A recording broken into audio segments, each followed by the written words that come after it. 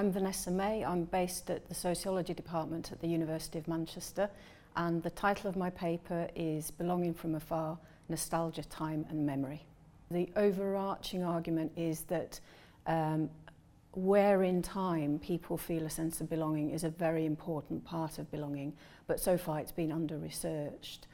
And so there's kind of two interrelated arguments there. The first one is that there's sort of, in terms of anchoring people's sense of belonging, there's two sort of temporalities that I'm looking at. So belonging in the now and belonging in the past. And I argue that these two forms of temporal belonging entail different experiences of time, and also people engage different types of memory when they're belonging in the present and when they're belonging in the past. And then the second argument is to do with nostalgia. And there I'm sort of arguing that whereas nostalgia is often seen as a sort of conservative force and a sort of conservatism, I'm saying that nostalgia can actually be something creative, where people are creatively using their memories of the past to sort of enliven the present. I'm contributing to two sets of literature in this paper. The first is the belonging literature, which tends to look at belonging as anchored in place. So we get a lot of people's sense of belonging to particular places.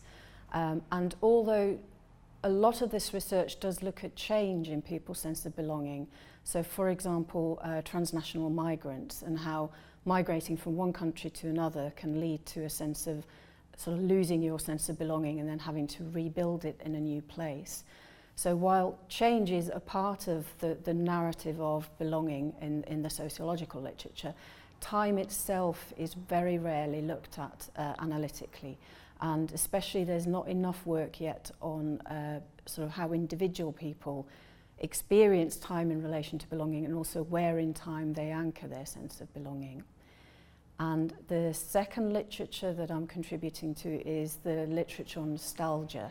So there's a sort of a conceptual reframing of nostalgia happening within the sociological literature that has to do with sort of understanding, as I explained earlier, understanding nostalgia not just as a sort of conservative force, but as people's way of sort of creatively engaging with the present, but also critiquing the present that then can lead to something new. This is important now exactly because of those gaps in the literature. So in sociology, we don't yet know enough about belonging as a temporal phenomenon, and given that human beings are temporal beings, we exist in time, and temporality is very important for our sense of self.